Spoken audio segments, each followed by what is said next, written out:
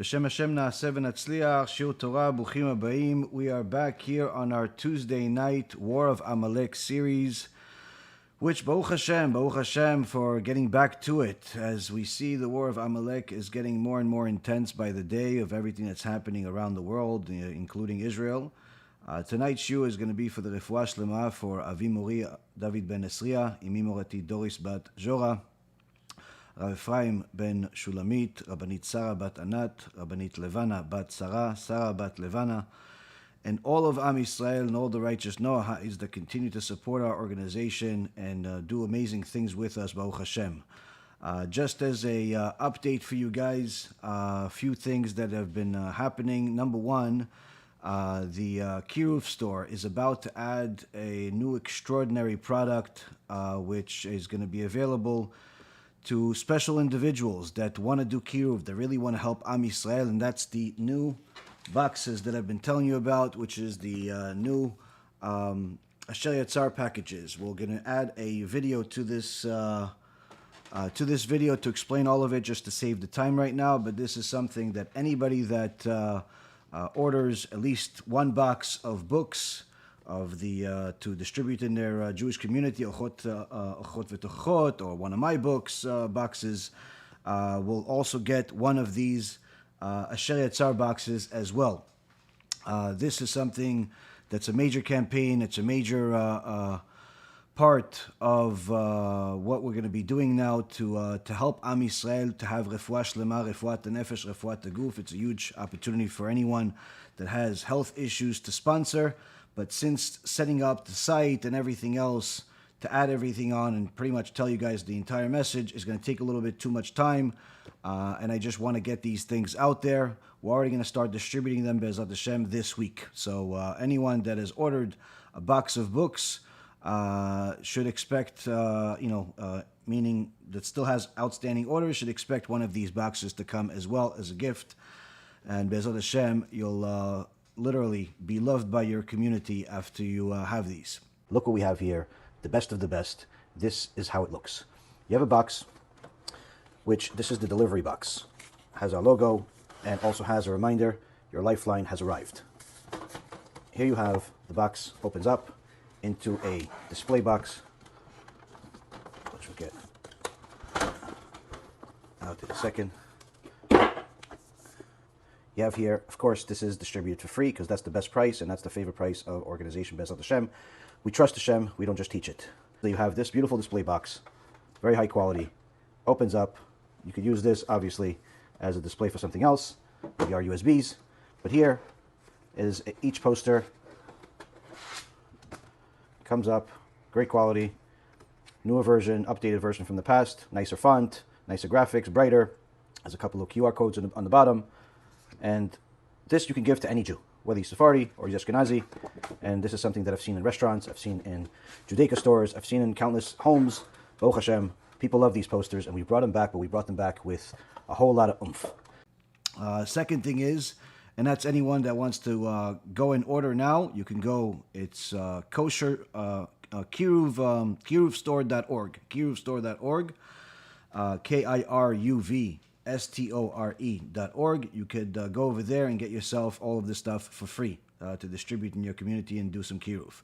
Second thing, anyone that hasn't downloaded the and subscribed to the AI Rabbi app, you're literally missing the gift of all gifts. The AI Rabbi just keeps getting better and better. The compliments that we're getting from people, literally, they're telling me that this is like their own personal Mashiach has arrived. The answers that they're getting, the guidance they're getting, even just simply people looking for things that I've said over the last 10 years, instead of looking for it, thinking about it and breaking their heads, literally they ask the system the question and they get the answer with a time-step answer. They have a question in regards to anything particular for, let's say, Halacha or Gemara, they get an answer with a source. And the amazing things that the AI Rabbi can do is literally a gift to Am Yisrael. And of course, it's all thanks to HaKadosh Baruch Hu that has given us such amazing team of people that really care about Am Yisrael, that are literally sacrificing their lives to develop the most extraordinary things out there. As you've noticed over the last 10 years, one of the main things our organization has is the best of the best. Anything that we actually put out there, whether it's a lecture or a movie or the USBs or the books, everything is the highest quality, the best of the best, or it doesn't get released.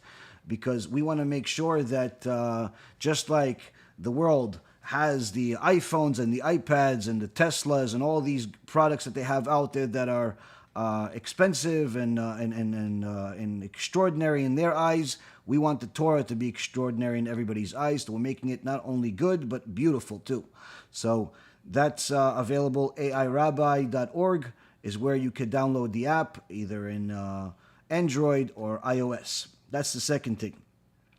Of course, anyone that wants to donate can donate on the website BeEzratHashem.org, and now we also have the ability for you to donate not only through a credit card or PayPal, but you could also donate with cryptocurrency as well as through donor funds. If you have a donor funds like the OJC or any other donor, Fidelity, or any of these donor funds, or you want to just simply have it directly taken out of the bank, all of that is available on our website, BeEzratHashem.org. These are some of the big projects we've been working on.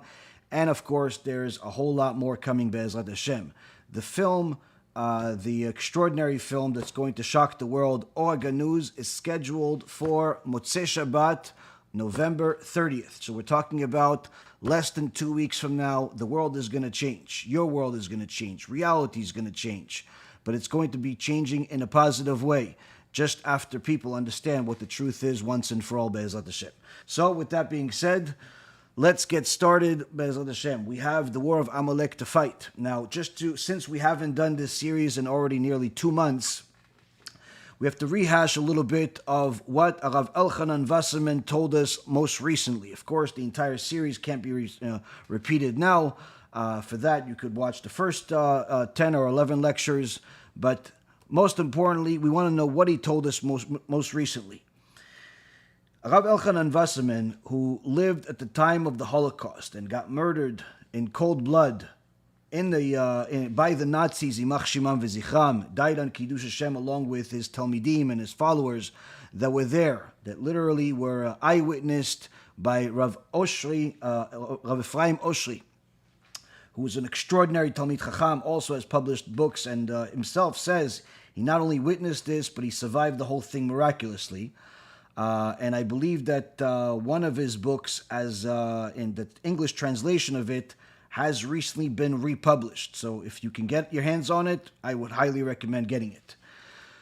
Anyway, Rav Elchanon Wasserman lived in the worst time in recent history, but more importantly, gave us the clear strategy and guidance of how to fight the last war that we find ourselves in. If you look at what's happening in the world, obviously anti-Semitism is at all-time highs. It could only be competed with what happened during the Holocaust and before the Holocaust. If you look at what's happening in Israel, whether it's the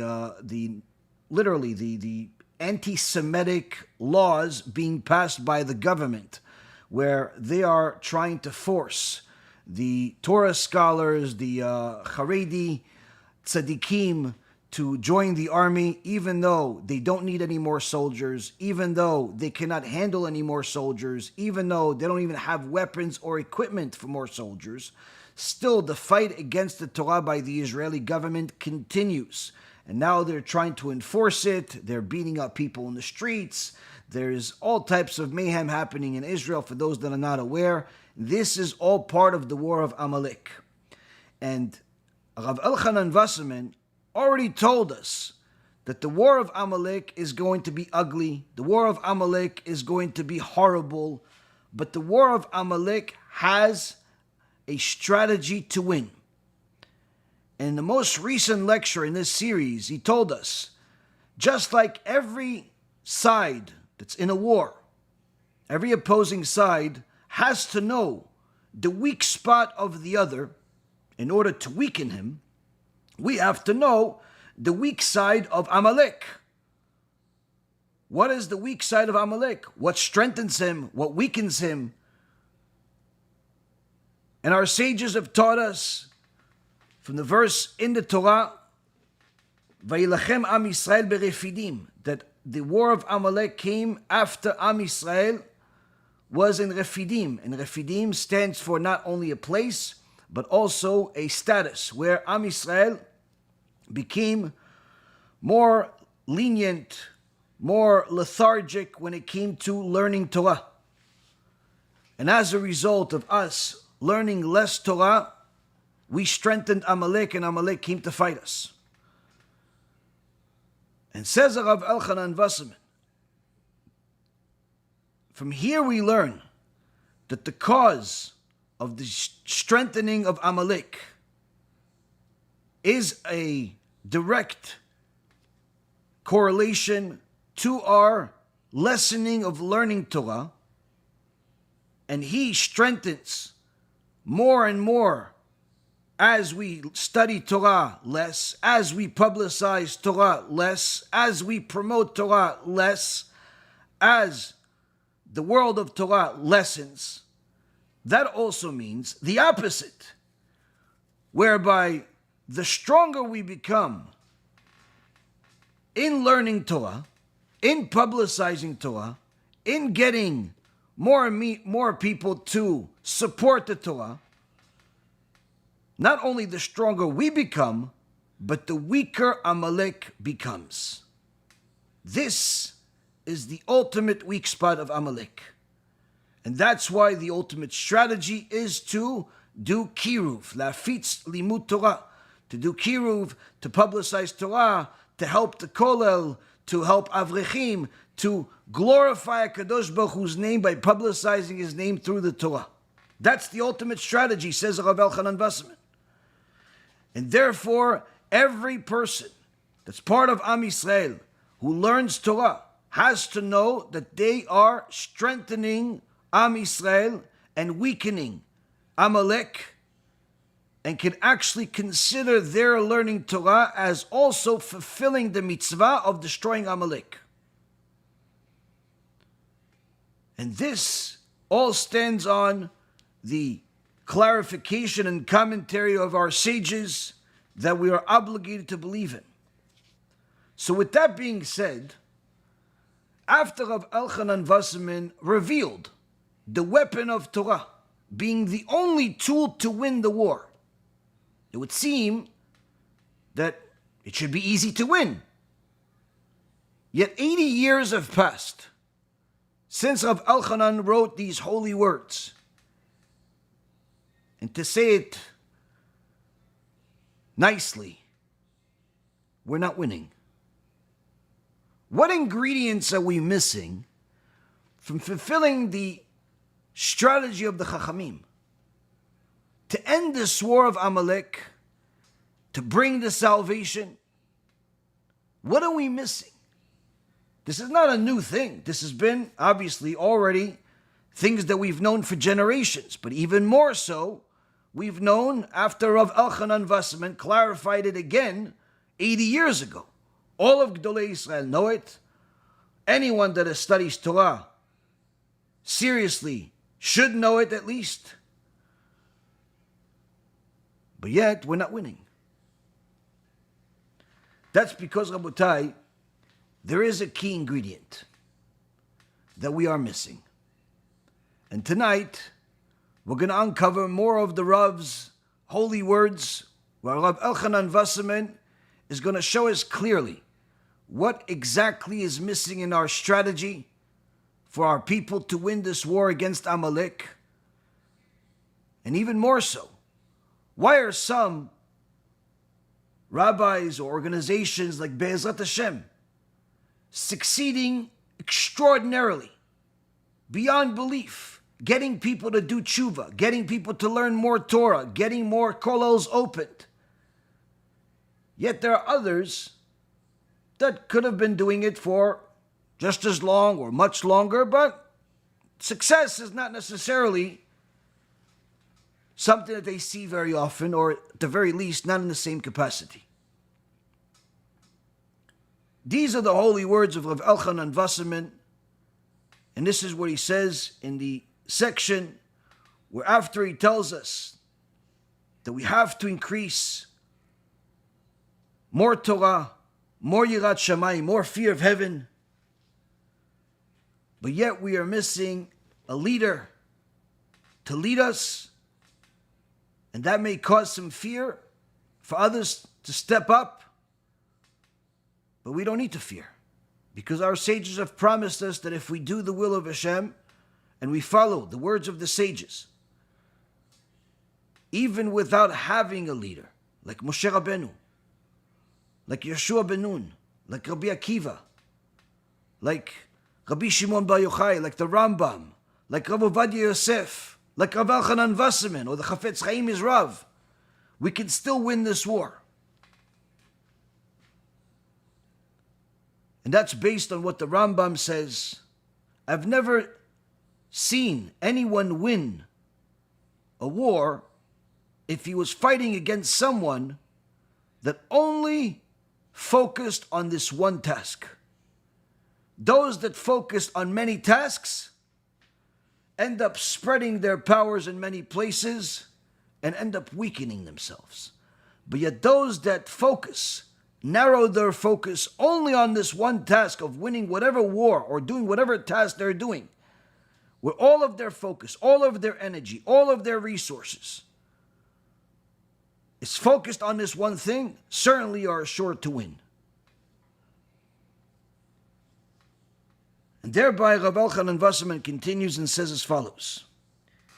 He brings a Mishnah that comes from Masechet Sanhedrin, chapter 8, Mishnah number 5, or in the Talmud Bavli, page 71b, where he says, we saw in our Mishnah, Pizur letzadikim ra lahem v'ra la'olam, kinus letzadikim, tov lahem v'tov la'olam. Here Rav Elchonon Wasserman is telling us something interesting, where we have a law, just like you have gravity, just like you have all the other aspects of physics, just like you have all of the other different laws of economics, supply and demand, and so on. We also have a law that HaKadosh Baruch Hu told us that when the tzaddikim are gathered together, it's good for them and good for the world. When the tzaddikim are spread out, it's bad for them and bad for the world.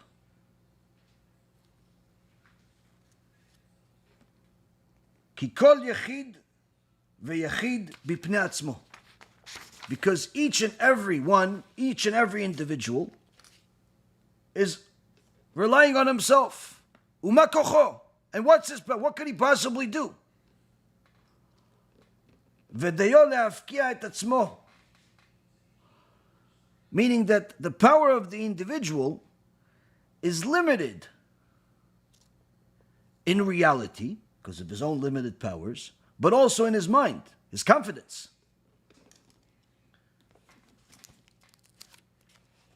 Now, this Gemara clarifies even more. In Masechet Sanhedrin, page 71b, first the Mishnah here tells us, when it comes to the Ben Sorer Umoreh, the reason why he's judged, even though he's not a fully grown adult, is because the Torah judges him based on his ultimate end, where it's better to let him die while he's innocent, meaning he's still below the bar mitzvah age, and not judge for everything wicked that he does completely, than to not let him die and let him continue in these awful ways and end up becoming guilty of capital crimes. For the death of the wicked is beneficial for them and beneficial to the world. Because the wicked, even though they may feel like they're benefiting from whatever crimes they're committing, in the end they're going to get punished for it. So for them to die is actually beneficial for them. There's less sins they're going to get punished for. And certainly, them dying benefits the world because then they won't be able to damage more people with their crimes. But the death of the righteous, says the Mishnah, is detrimental to them and detrimental to the world. It's detrimental to the tzaddik because he can't learn more Torah and do more mitzvot to increase his ultimate reward. And it's detrimental to the world because the world no longer has the ability to use that tzaddik as a source of protection due to his righteousness. And then the Mishnah continues and says, wine and sleep for the wicked is beneficial to them and beneficial to the world. But for the righteous, wine is detrimental to them and detrimental to the world. Reason for that is because if the wicked are drinking and then falling asleep, that means they're not going to make any more crimes. They're not going to do any more horrible things and end up not making as more sins. And it's also beneficial for the world because they're not making more sins. They're not damaging people. But if a righteous person, for example, like Noach, that got drunk in the parasha just a few weeks ago, that was detrimental to him and detrimental to the world. Detrimental to him because obviously we know what happened and how Canaan, or some say Ham, ended up doing what he did to him, and castrated him, and even worse. But also ended up being detrimental to the world because that meant that he couldn't bring any more righteous kids to the world. Same goes with any other righteous person that gets drunk. This is why you're not allowed to get drunk. Even a mitzvah, let's say, where people think that it's a mitzvah to get drunk on Purim, it's completely wrong. Anyone that actually learns the halacha from Gdolei Yisrael knows that there's no such thing, no getting drunk and falling over yourself or anything like that. Furthermore, says the Mishnah, it brings what Rav Elchonon Wasserman quoted. The dispersal for the wicked is beneficial to them and beneficial to the world. But for the righteous, it's detrimental to them and detrimental to the world. If the wicked are dispersed, then whatever damage they can do now is limited to the one individual, rather than them turning into an army of Nazis. So when they disperse, it's beneficial for them because they'll make less crimes and less sins they'll be punished for eventually. And it's certainly beneficial for the world because the world will suffer less from them as they are individuals, as we can see from all of these protests and all of these horrible things that are happening all over the world against the Torah, against the Jewish people. We see when the wicked people assemble, it's much more damaging. But for the righteous, it's detrimental to them to be dispersed and detrimental to the world. Because when the righteous are dispersed, their abilities are dispersed. They can't help each other. And the world doesn't benefit from them as much. Assembly for the wicked, says the Mishnah, is detrimental to them and detrimental to the world. But for the righteous, assembly is beneficial to them and beneficial to the world. So again, we see the opposite effect here. When the righteous are together, it's beneficial to them. They can learn from each other. They can learn with each other. They can help each other, give chizuk to each other, teach each other's talmidim, different things that one is better than the other, do kiruv together, build bigger yeshivot together, bigger Torah organizations together. This is the natural explanation. Tranquility for the wicked is detrimental to them and detrimental to the world. But for the righteous, tranquility is beneficial to them, beneficial to the world. That's because the wicked, when they have a time of tranquility, it allows them the peace of mind to think up of another horrible idea, more crimes, more horrible things to do. Just like when Haman, Imach Shimo v'zichro, had enough time to think up of a plan, eventually going to Achashverosh and try to kill all of the Jews. This was only after Haman got the upgrade, the promotion in his role, giving him more freedom, giving him more resources, and giving him the ability to think up of this horrible idea. For the righteous, on the other hand, tranquility is beneficial for them and beneficial to the world, because when chachamim, when tzaddikim have a peace of mind, they're able to learn more Torah. If they're able to learn more Torah, they're able to spread more Torah, teach more Torah, do more good, and the world benefits from them. So here we see some basic rules of the world we live in. And Rav Elchonon Wasserman doesn't leave us there. He says these are just the natural ways of how things work. When we are spread out, when the righteous people are spread out all over the place, each one has to fight on his own. And therefore each one has to rely on his own limited powers, his own limited abilities. And this certainly impacts their confidence, not just their ability. But on the other hand,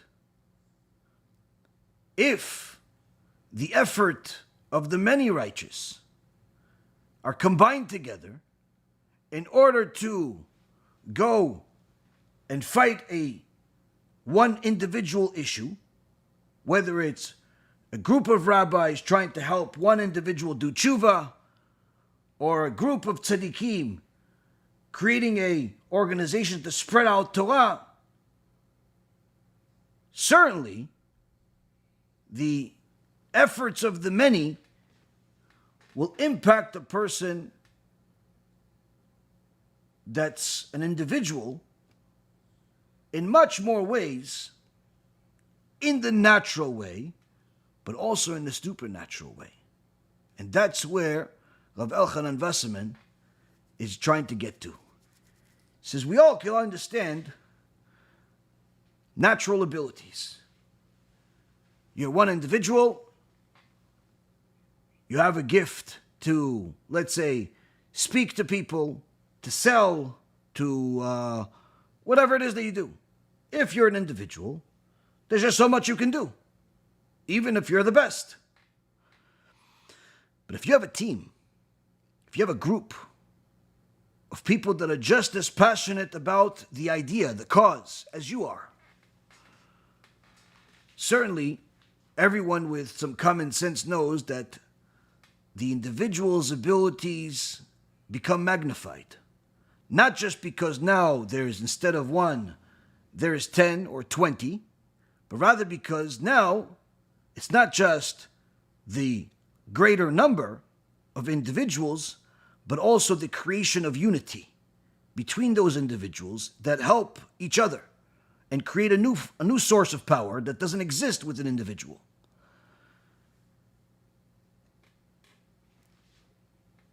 So Rav Elchonon Wasserman is telling us,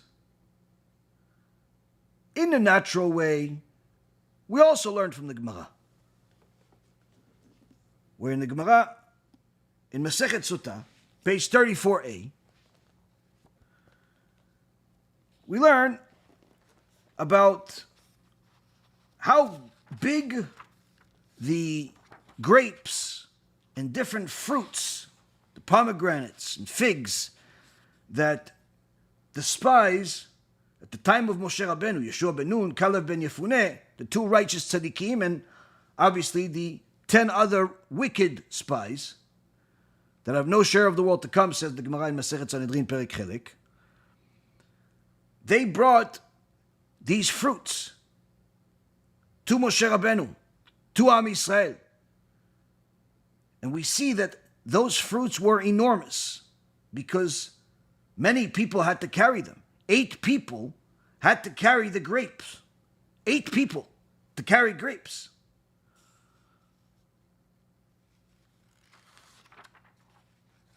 Now, before that, the Gemara tells us a little bit of a teachings that's related to it. Of how did Am Yisrael cross the Jordan River after Moshe Rabbeinu left this world. Yeshua ben Nun took over as the leader of Am Yisrael and brought Am Yisrael across the Jordan River, where Hashem split the river, but not in the same fashion as he split the Sea of Reeds. So says the Gemara, how did Am Yisrael cross the river? Where each day the ark, the Aron HaKodesh, the Ark of the Covenant, was carried by the Leviim. But on that particular day, since they knew that they were crossing the river to go into Eretz Yisrael, the job was given to the Kohanim. And in 3 places, says the Gemara, we find that the Kohanim carried the Holy Ark. When Am Yisrael crossed the Jordan, when they encircled Jericho, which led to the destruction of the enemy, where the wall collapsed into the ground after they encircled it 7 times. And a 3rd time, when Am Yisrael returned the ark to its place in the Bet HaMikdash that was built by Shlomo Amalek.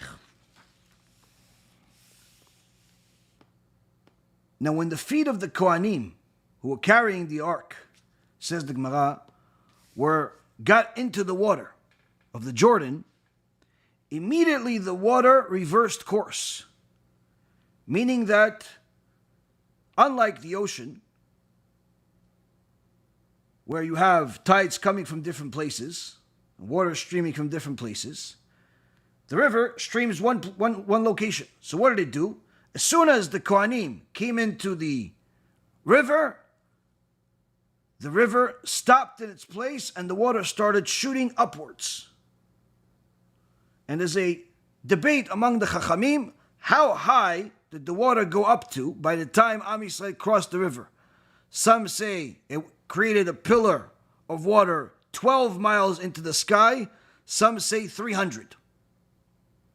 Either way, something that was beyond extraordinary, in order to make sure that all of the nations see this. As Rabbi Elazar ben Rabbi Shimon Bar Yochai says to Rabbi Yehuda, the verse is actually teaching us that the waters heaped up 300 mil. 300 mil is 300 miles. Until all of the kings of the east and west saw them. As it says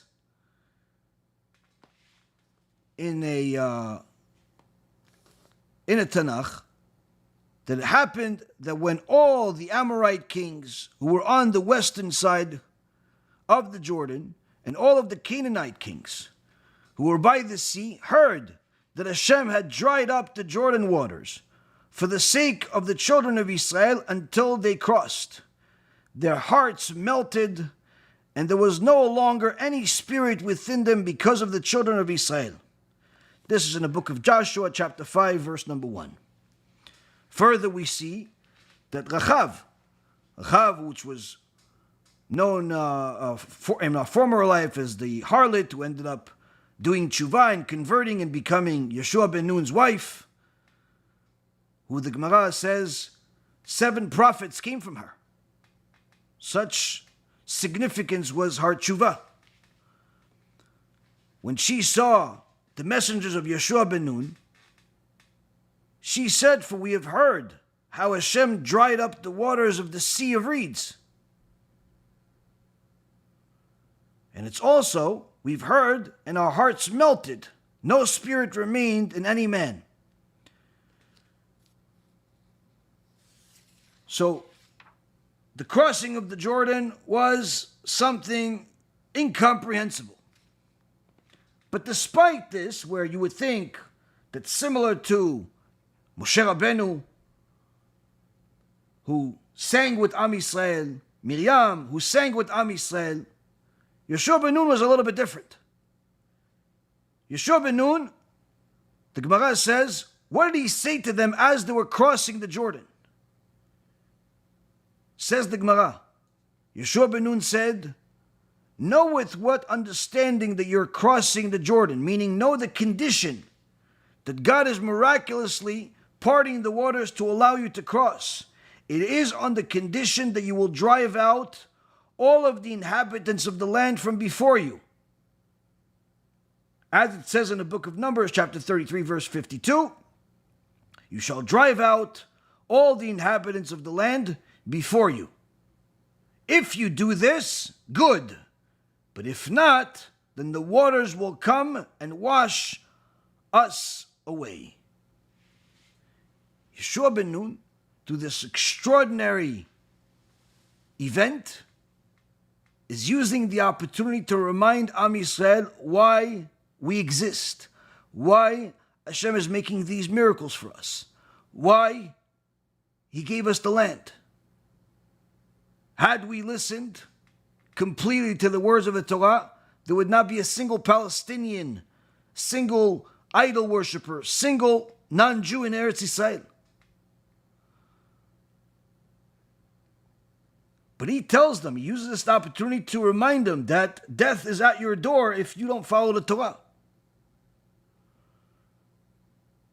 But in order to get to our point, the Gemara says, okay, so they're crossing, they agree, they plan to do everything that Hashem says. What else happened when they crossed the Jordan? While they were crossing, says the Gemara, and inside the Jordan, Yeshua ben Nun says to them, he had a group of leaders from each tribe arranged, and says to them, raise every man one stone upon his shoulder, corresponding to the number of tribes in Israel. And it is written immediately afterwards, so that this will be a sign in your midst, when your children ask tomorrow, saying, what is the meaning of these stones to you? And you will answer to them, they are a sign for the children that their fathers had crossed the Jordan in a miraculous fashion. What are these stones? These were the second set of stones that HaKadosh Baruch Hu told Am Yisrael to use as a memorial. The first set was ones that he told Moshe Rabbeinu, take huge stones that were several tons each, and inscribe the entire Torah and all the languages on it. Here Yeshua ben Nun says, take 12 stones, and each one of you carry them, meaning that the power, the physical strength of the leaders of Am Yisrael was supernatural according to our understanding, if we compare it to anything today.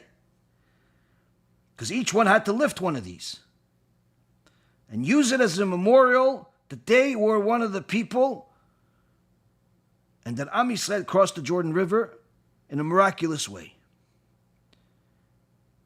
And from this, the Gemara says,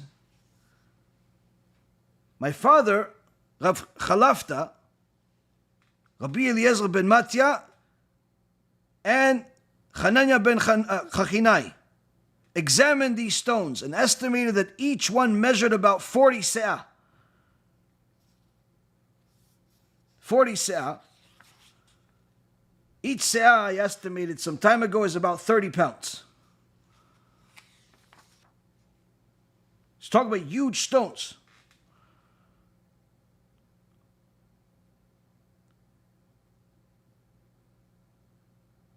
But then the Gemara teaches us something that Rav Elchonon Wasserman says. Rav Elchonon Wasserman says, when he's talking about the natural ability, before we get into the supernatural, the natural ability of an individual is limited. Not just in his mind, but also physically. What could he do? How many lectures could he give? How much chesed could he do? What could he possibly do by himself? He's limited. And in fact, we have a tradition, says Rav Elchonon Wasserman, that we learned from the Gemara in Masechet Sota, page 34a.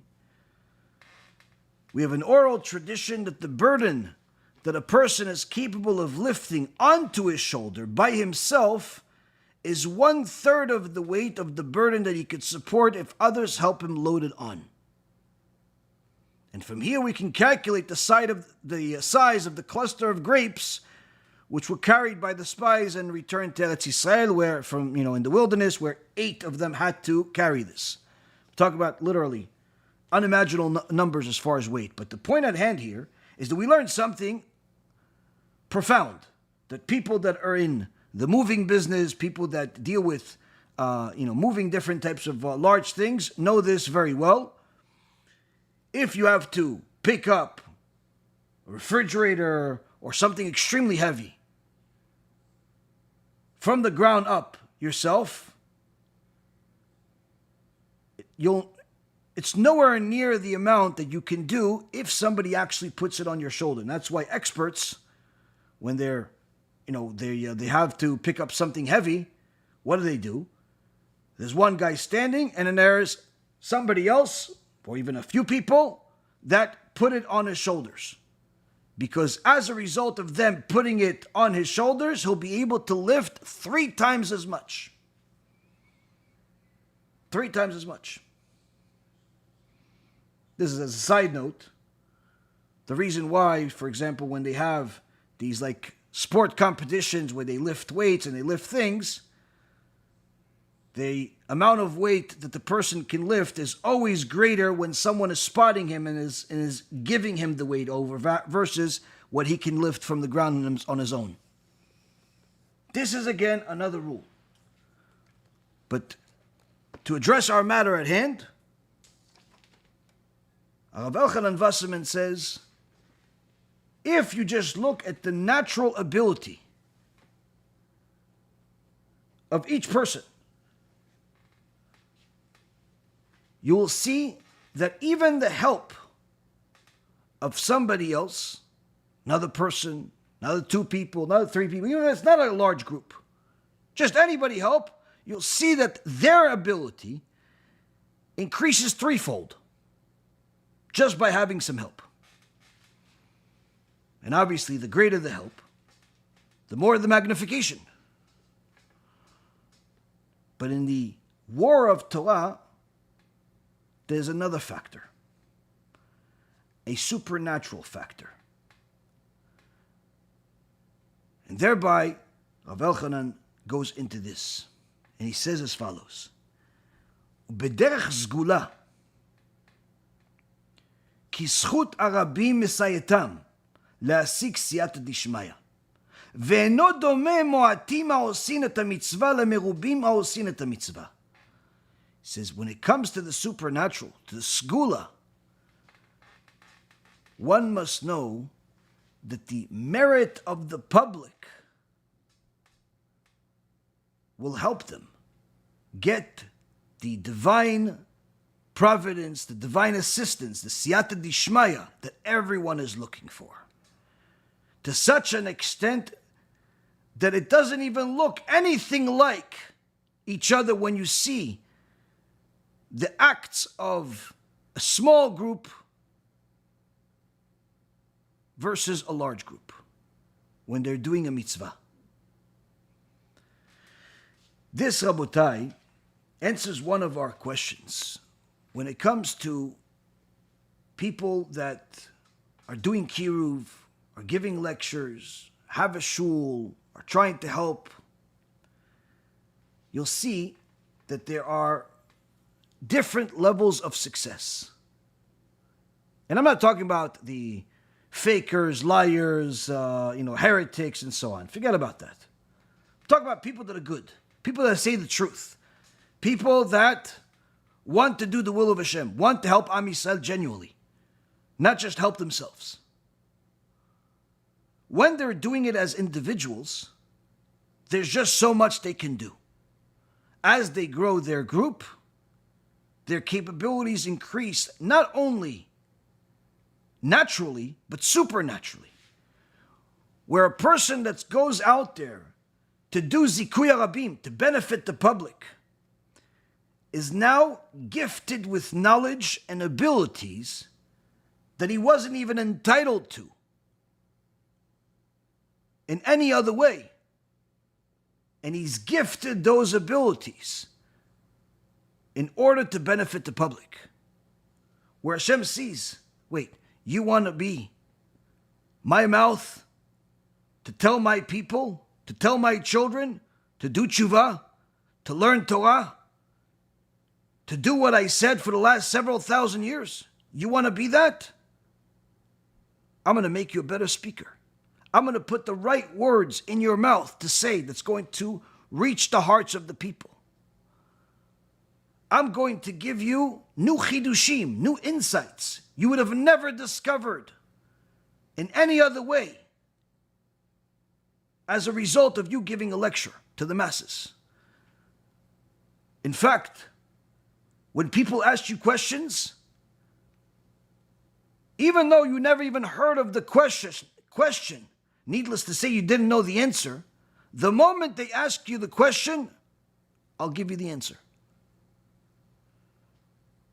In fact, no matter what you're learning, and at what time you're learning, whether you're learning on Shabbat afternoon, or you're learning with the kids, or you're learning with your wife, or you're learning with your rabbi, or you're learning on your own, or whatever you're learning, you'll see that whatever you're learning is always going to be connected to the questions that people ask you, to the information that people are looking for. Because you are willing to be my mouth to speak to my people, you now have an extra merit, which is their merit, helping you. This is why anytime people ask me, can I take some of your videos and make a channel on YouTube or whatever other social network? Generally, many times I don't agree to do it, just because there's all types of complications that come up with it. If they end up putting other rabbis that are not very good, or perhaps even heretics on there because they also happen to like them also. But even more than that, I've always told people, if you really want to do Kiruv and you want to spread the lectures, why don't you just join our team? We have, Baruch Hashem, a team of dozens of people that are great, that are passionate, that are very skilled, that have Siyata Dishmaya. Why don't you join a team? You want to share lectures on the internet? Go, join a team and share it on the internet. You want to make special videos? Join a team and make special videos. You want to make all types of different things? Make it as part of the team rather than do it as an individual. And more times than not, I see that the people don't want to. They want to have their own channel. They want to have their own website. They want to have their own thing, and I already know that whatever they're doing is either doomed to failure, where they're not going to really reach anybody, or they're just simply going to give up along the way. And it's just really a matter of time, because they're not looking to benefit the public. They just see this as a way to benefit their own ego, benefit their own conscience, benefit their own thing. If you really want to support, help the team, help the organization. Same thing I see sometimes. People that we've helped do tshuva, people that we've helped convert, people that we've helped learn more Torah, people that we help, and they become more and more passionate about the Torah. And unfortunately, for whatever reason or another, they fall for the Satan's trap that instead of them donating more, investing more into the source that helped them get to where they are, what do? They start their own thing. They start their own little kollel, or they start their own synagogue, or they start their own whatever, Kiruv organization. And again, even though we want there to be more Torah, unless you have an extraordinary amount of resources that's also going to be able to increase the team, that you'll build a team. If you're trying to do it on your own, you're not only doomed to fail, but you're also wasting your resources because there's already a successful team in place. And that's why many times these types of ventures end up failing miserably. Just ends up being a waste of 10, 50, 100, 200,000, 500,000, whatever they end up doing, because they think, oh, listen, if he's doing it, then I'll do the same thing. They don't realize we have a team, Baruch Hashem. We have a team of amazing people at BeEzrat Hashem that each have different tasks. Some work with each other, some complement each other, some teach each other, but all of us have the same agenda. All of us have the same passion. All of us are on the same page to help the world see the truth of Hashem. And every possibility we can, whether it's through video, audio, films, USBs, design, whatever it is, to help Am Yisrael. And you going on your own, you're losing that opportunity to benefit from the Siyata Dishmaya that you can get and you can add. Now, Rav Wasserman says,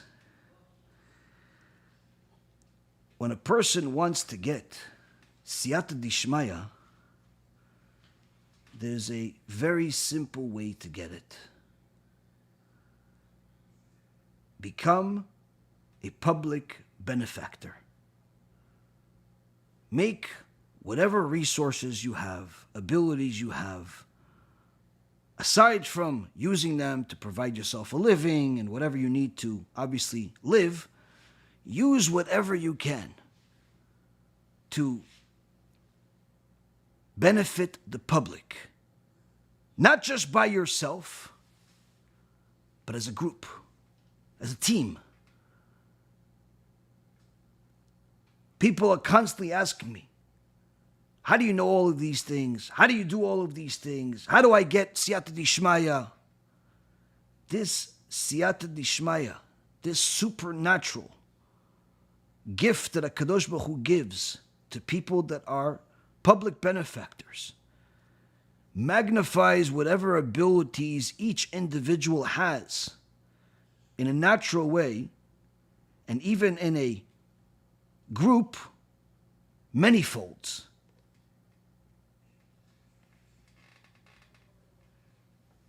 It's magnified more and more as the group itself grows. Why is this the case? Says Shlomo Amalek in the book of Proverbs, chapter 14, verse number 28.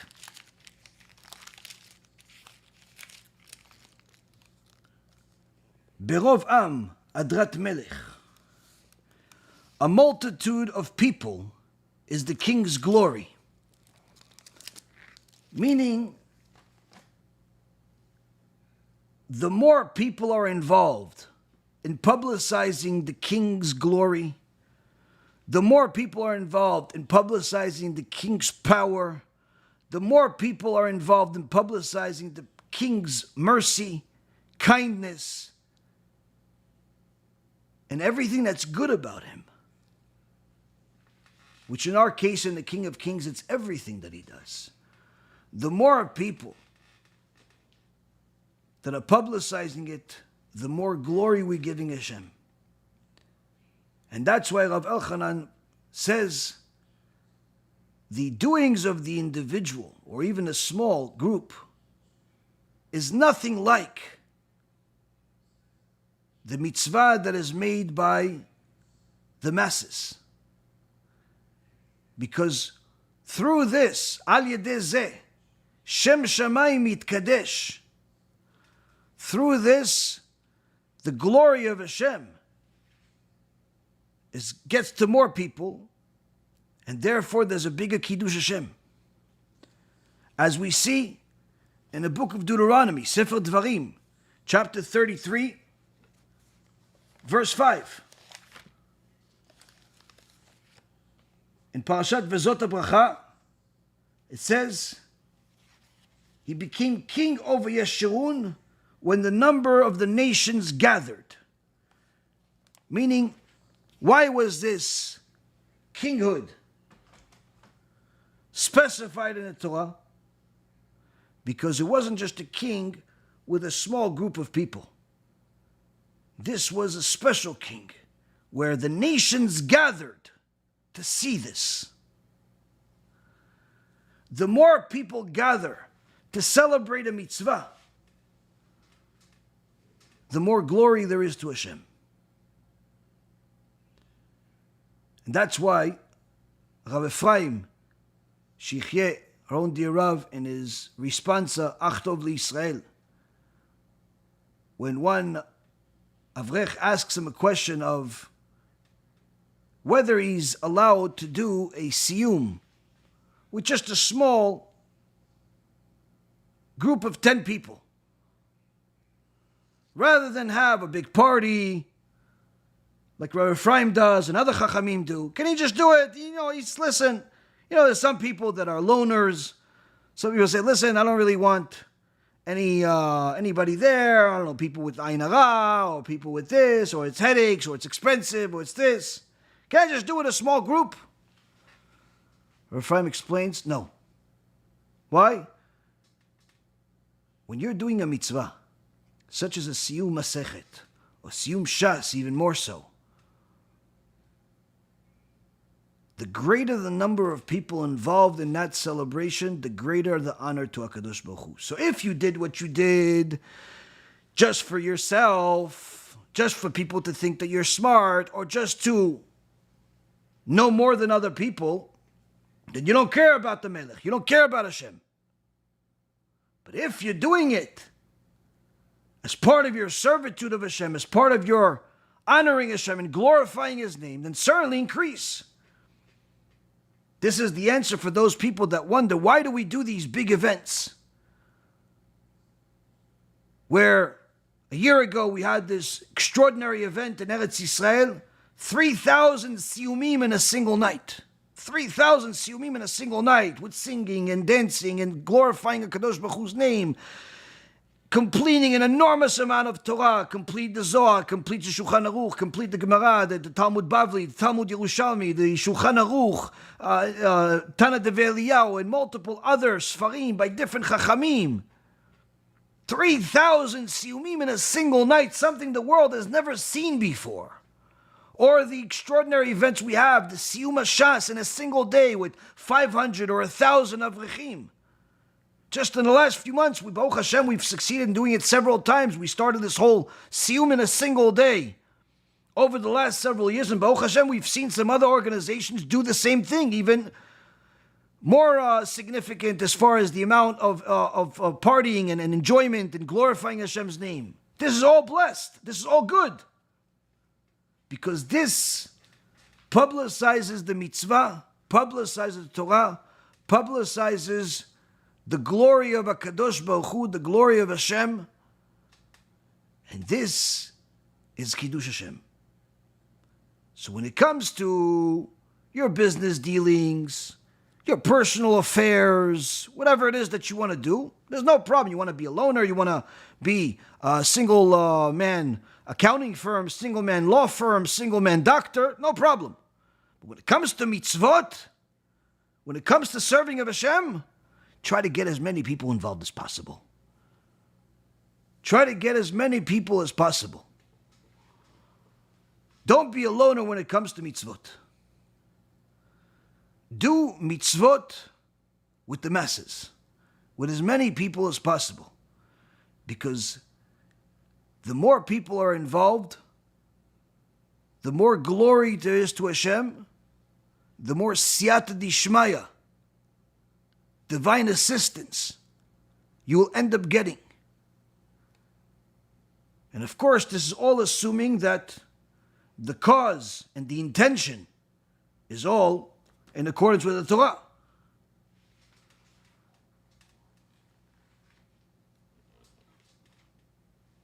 The Arizal said to his Talmidim, rather than us being part of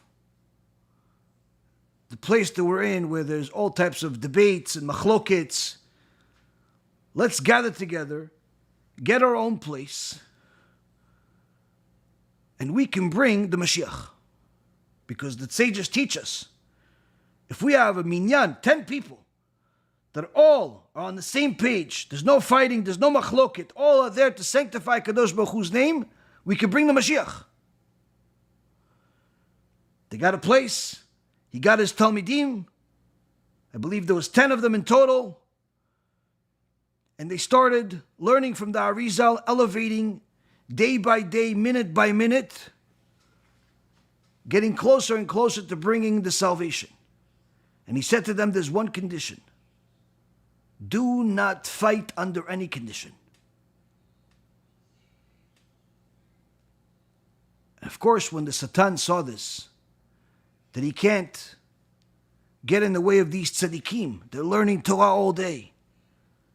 They're dedicating their life to HaKadosh Baruch Hu all day. They have a narrowed focus to bring the Mashiach, a narrowed focus to bring the salvation, a narrowed focus to glorify HaKadosh Baruch Hu's name, and he can't touch them. He had to break it. What did he do? He went to their wives. The wives that were not learning Torah, of course, like the husbands that were in the family with the kids and everything else, weren't prepared for what the Satan did. So before you know it, one said one thing about the other, another one said something else about the other. They started arguing and fighting among each other. And before you know it, they got the husbands involved. And in one of the moments where the Arizal stepped out of the Bet Midrash, two of the Avachim mentioned, you know, your wife should really apologize to mine. And the other one started arguing with him. The Arizal walked in and he realized the Shekhinah is no longer there. And he says to them, you fought. No, Rabbi. No, don't tell me no. I know the Shekhinah is not here anymore. It left. We were almost there. We almost brought the Mashiach. But because you fought among yourself, we lost the opportunity to bring the Mashiach now. And the Arizal died not too much after that.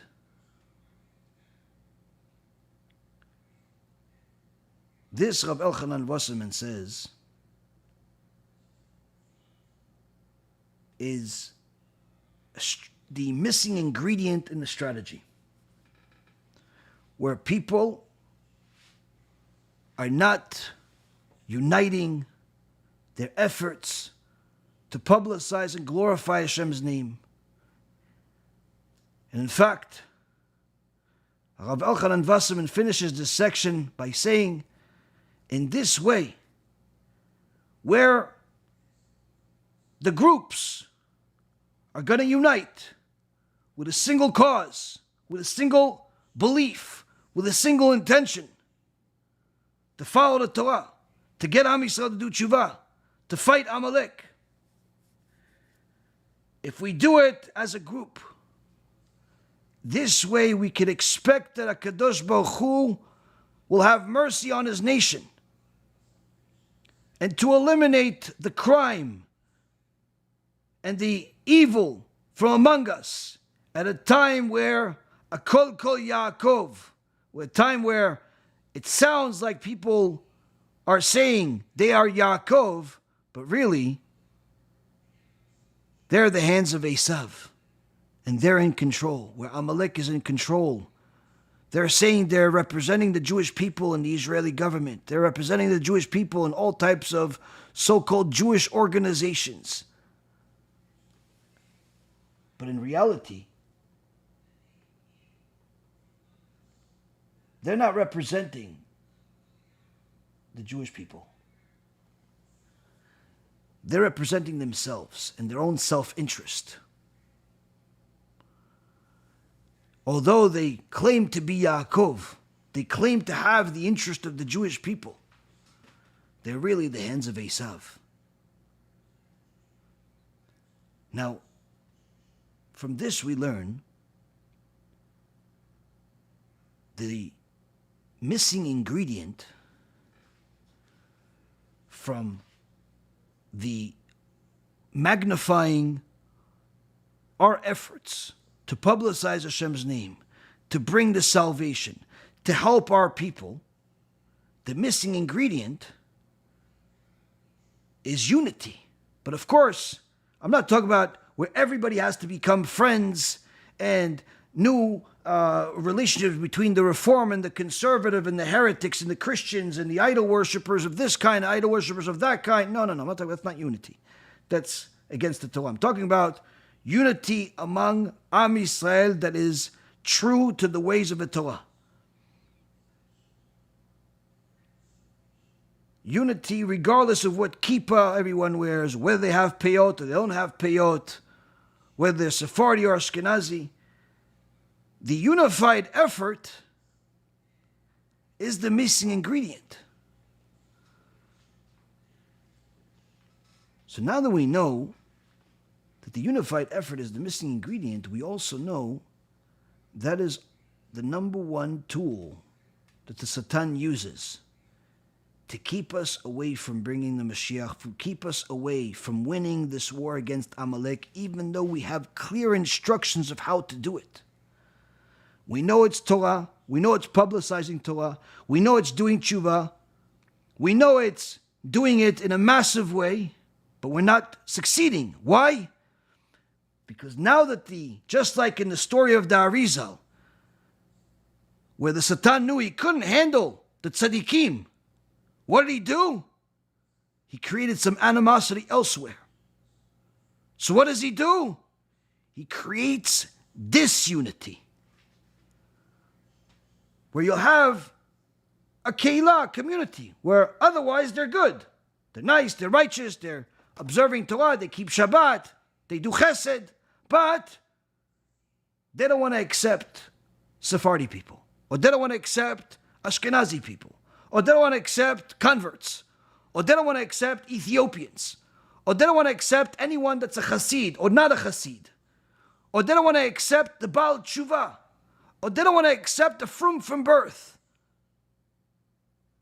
Meaning, they don't want to accept anyone that's not like them.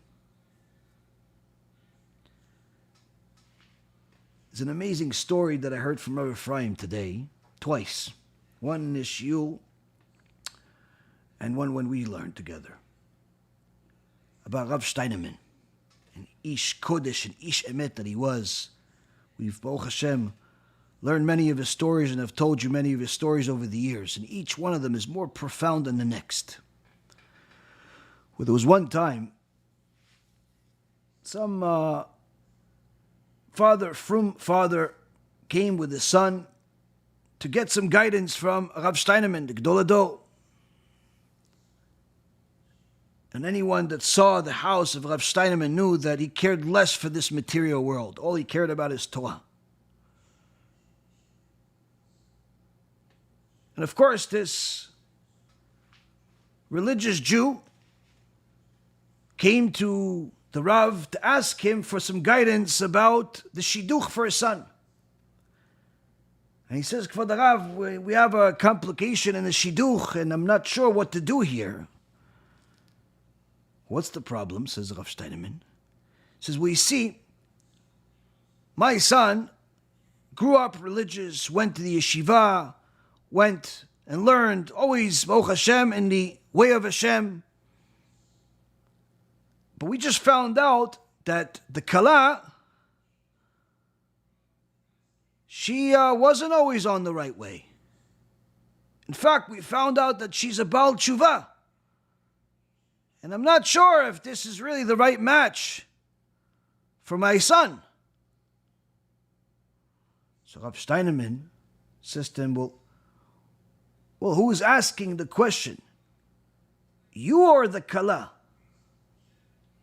So the father is surprised. He goes, no, for the Rav, I'm asking the question for my son. So Rav Steinemann says, oh, I'm surprised.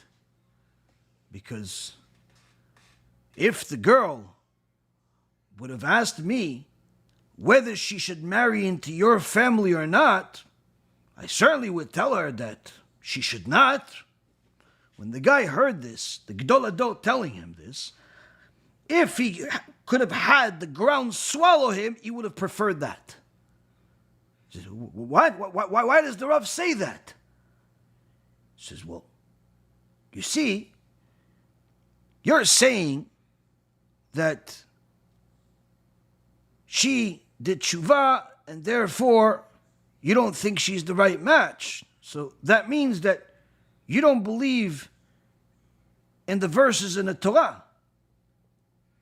You don't believe in the teachings of the sages in the oral Torah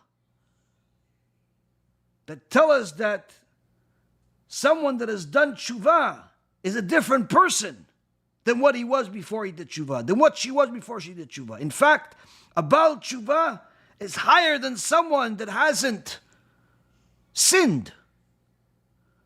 So if you don't believe in the words of the Torah and the sages, then you are a kofel. You're a family of heretics. So if the girl would have asked me whether she should marry into your family, I would say, of course she should not marry into such a family of heretics. She has to find religious people that believe in the Torah. Certainly this man and his son did not expect such fiery truth from the Gaon Hador, Rav Steinemann. But that is the truth, and no one can change it. You see, Rabotai Karim, when the Satan sees that there are some good rabbis, some good people, some good kedusha out there, and he cannot defeat that tzaddik on that day, or that week, or that year, and he can't defeat the other one, or the other one, or the other one, or the other one, and he can't defeat this community, or that community, or that community, what does he do? He creates disunity. He creates what's called anash. What's anash? Anshe Shlomenu. He creates communities that only want to help themselves.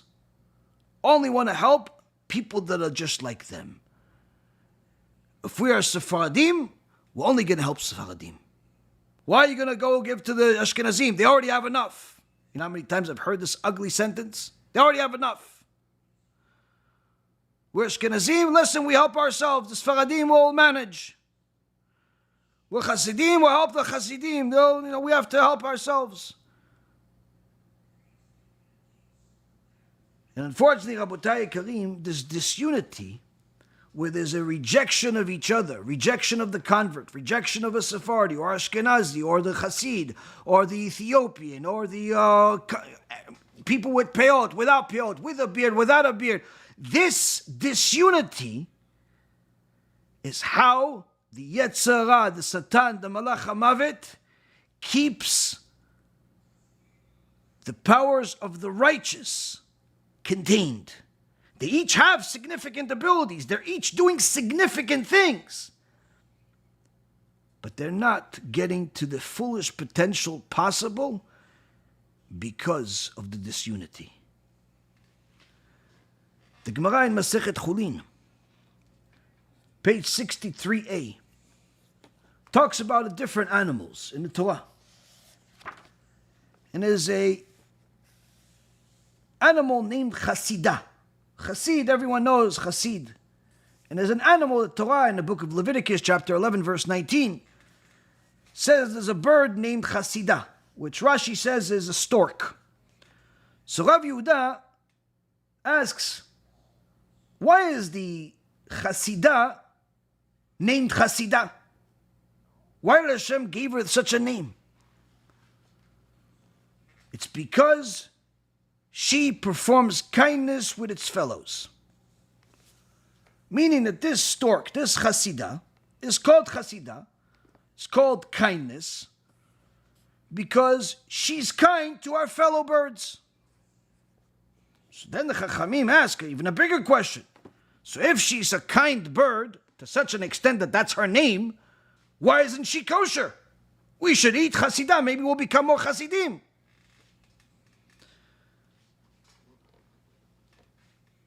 The Chidushei Arim, the Admor of Gur,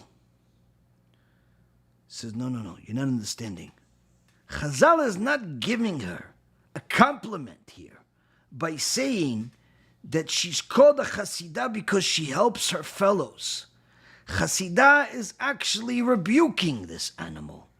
In fact, saying, this is the reason why it's called chasidah, but this is the reason why it's not kosher. Because it helps only its fellows. It helps birds that are just like it, and not other birds. And when you help only people that are just like you, that have peyot like you, that are the Hasidim of the certain Hasidut just like you, that are Sephardi or Ashkenazi or Litvish or Yemenite or convert just like you, where you're only willing to help people that are just like you, says the Admor of Gur, that's not chesed, that's not kindness, that's self-interest. The Hasidah is only helping its fellow birds because it helps her to do it. She's not doing it because she's truly kind. She's doing it for self-preservation, for position.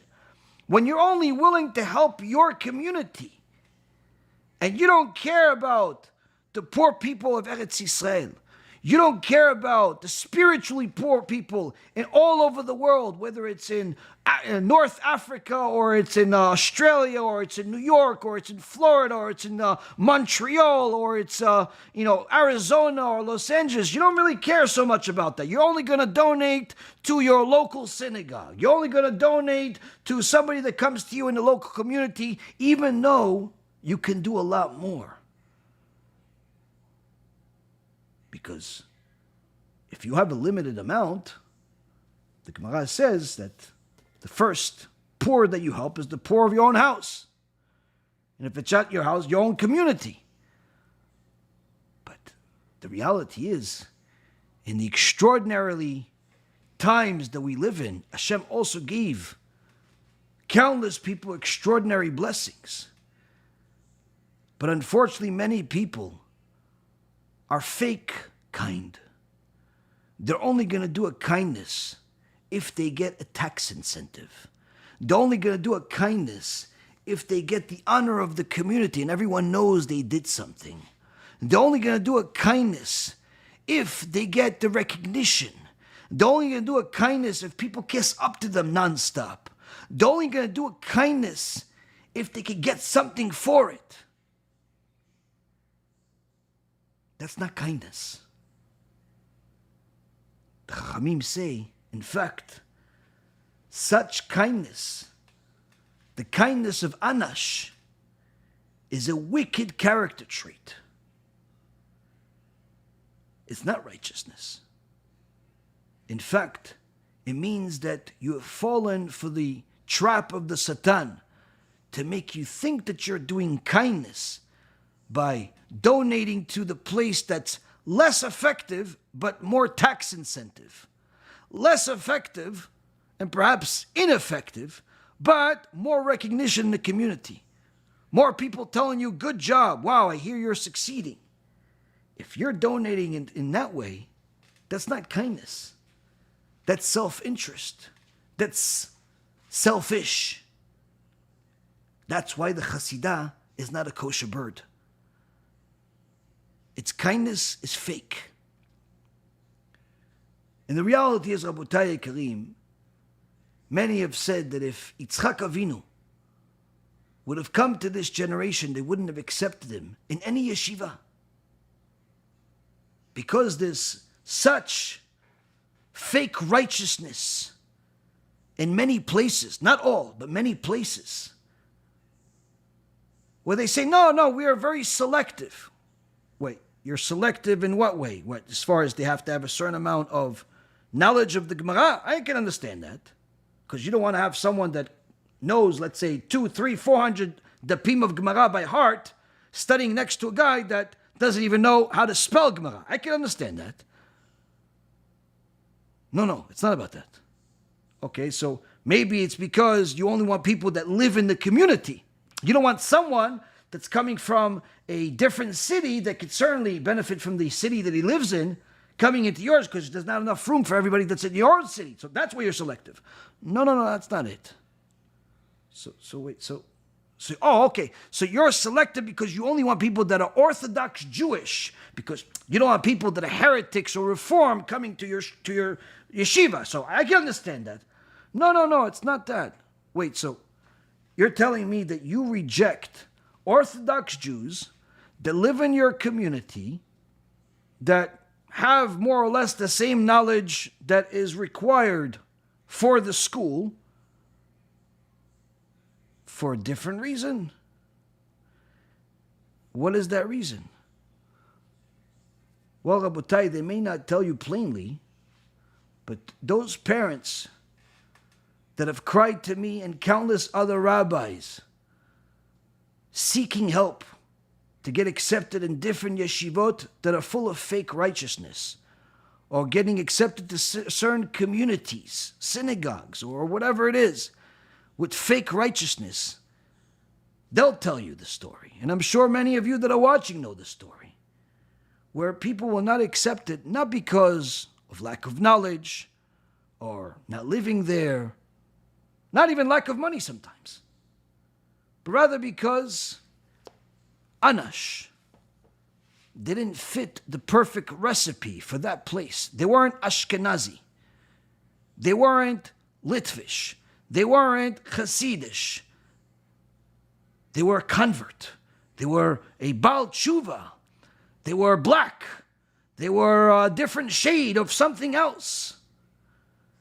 Or perhaps some other distorted excuse that simply made that person not like them. Rabotai Karim, this disunity is not only hurting the individuals that are trying to get higher and higher in their servitude of Hashem, where they're no longer able to get to the highest level because of the Satan getting in the way, but this is also hurting the masses. Because the masses, our people, need much more strength in order to win the war against Amalek. The strength of an individual is great, but nothing in comparison to the strength of a group. And the strength of a group is great, but it's nothing in comparison to the strength of a larger group. And in fact, if everyone gets on the right page of following the Shulchan Aruch, and understanding that Kol Israel Arevim Ze Lazeh, all of Am Yisrael are responsible for each other. Stop categorizing each other. He's from birth, he's Baal Tshuva, he's a convert, he's a this, he's Sephardi, he's Ashkenazi. All of these categorizations means that you see color, you see difference, you see sects, you see disunity. You're in the trap of the Satan. If you want to glorify Hashem's name, if you want to serve HaKadosh Baruch Hu, if you want to follow the Torah and not your own ego and opinion, then follow the Torah and not your ego and opinion. Remove this disunity and this garbage. If someone's following the Torah, if they're a Jew, they're following what they're supposed to follow, they're doing what they're supposed to be doing, that's more than enough. Someone that's not following the Torah, help them. Help them follow the Torah. Do some Kiruv. Someone is doing better than you in getting people to do tshuva. Instead of saying bad things about them out of jealousy, support them. Help them. Raise money for them. Get people to watch their lectures. Get people to attend their lectures. Enough of this ego and chasing, building yourself a big name like the Tower of Babel. If we want to win the war against Amalek, Rabotai, we're going to need as much Siyata Dishmaya as we possibly can get. Because the power of Zikui Arabim, of benefiting the masses, is much greater as there is more and more of us on the same page. As more people watch our lectures, more people support BeEzrat HaShem, more people support the truth of the Torah, whether it's through us or other organizations that also say the truth, also say what the Torah says. The more we unite together, the more we help each other, the more Siyata Dishmaya everyone gets. And the more we weaken the Satan and his number one employee, Amalek. These are the words of Rav Elchanon Wasserman, alav hashalom. These are clear instructions of not only the tool to win the war of Amalek, but also the missing ingredient. Something that each person could do something about.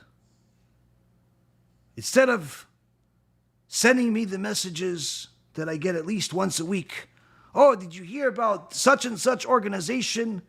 They're having a promotion of things that are forbidden. Should I say something? Oh, this such and such organization is hosting a heretic. Should I say something? Maybe you can call them. As I've told many of you, the days of me calling organizations or calling rabbis and telling them, listen, you're making a mistake, are long gone. Why? It's a complete waste of time. Organizations that promote and rabbis that promote heresy and things that are against the Torah, you cannot help them. You cannot fix them. They're already on the side of the Erev Rav, regardless of how big or small they are. They're already on the side of the Erev Rav. To help them is impossible. What can you do? You can help the victims. You can help those that don't realize that they're Erev Rav. Don't waste your time trying to change organizations. Support the ones that are already doing good, that are already helping people. Baruch Hashem, every week we have a new story, new miracles of people that are doing tshuva. Whether it's in New York, or it's in Los Angeles, or it's in Australia, or it's in North Africa, South Africa, or it's in Mexico, or it's in Guatemala, or it's literally all over the world. 6 continents. The only reason we didn't get to the 7th is because I don't believe there's any people there. 6 continents have people that are watching the Siyum and are literally sending us messages every single day, thanking us for changing their lives. Instead of looking at what everybody else is doing wrong and asking us to change it, why don't you just support us and allow us to get bigger and stronger so we could help change more people? Help more people, regardless of whatever their background is and how they look. If they want to follow the Torah, the stronger we are, the more we can help each and every single one of them. This is the ultimate weapon against the Amalek. With the missing ingredient no longer missing. What you do about it is up to you. You continue pretending like you're doing chesed in your mind, only helping those that are just like you, in your back door, in your backyard. Or you could start helping Am Yisrael, and thereby helping yourself. Anyone that wants to support can donate at our website, bhtorah.org or BeEzrat.org. You could also become a paid member of the YouTube channel, and if you do, send us an email of your paid membership and we'll send you one of these cool cups for free. We've sent them all over the place. We've sent them to Africa, we've sent them to South America, we've sent them to Europe, we've sent them all over the place. People like them, and Baruch Hashem, it helps them remember Hashem even when they're drinking coffee or tea that stays hot for a few hours. If you could donate more, of course, donate more. If you have significant amount of gains in your stock or cryptocurrency portfolio, you could also benefit by donating that. The point is, Rabotai, is there's a lot that we can do. The organization, Rav Efraim and I, the rest of the team, we're doing it. People ask me all the time, listen, do you have any particular things that we could donate for? Donate whatever you want, and we're going to continue doing what we're doing. Why? Because to explain to everybody what we're doing, how much this costs, how much this, how much that, every time that I spend time doing that, it ends up being a waste of time. Just last month, somebody asked me, drove me crazy for nearly 2 or 3 weeks, knowing exactly the price of every single book and how much this and how much that. Okay, in the end, they literally didn't donate a single dollar. Complete waste of time. You want to donate, you have 10,000, 50,000, 100,000, a million, or even $10, whatever you have. That's the most you have, that's the most you want to support. By all means, support. The key is to strengthen the ones that are doing the will of Hashem and running away from falsehood. And strengthening those that are doing the will of Hashem will certainly require a certain amount of merit, a certain amount of sacrifice. But in the end, you'll see the miracles. Thank you very much for learning with me. May Hashem bless each and every single one of you to make the right decisions with your time, with your minds, with your resources, and all the gifts that HaKadosh Baruch Hu gave you, so you're able to serve HaKadosh Baruch Hu, spread His name, glorify His name, and be part of the winning team. Thank you very much for learning with me, and BeEzrat Hashem will learn again tomorrow. Kol tu b'cha b'atzlacha. We are meant to be a light unto the nations, not to follow their misguided practices. Remember, every Jew has to remember that he's a Jew, and she's a Jew. We don't celebrate non-Jewish holidays, even if they seem harmless. It's a zilzul, disrespect to the Torah, and could lead to Chilul Hashem, desecration of God's name. Stick to our holy Torah and our own holidays. That's the path of a true Jew.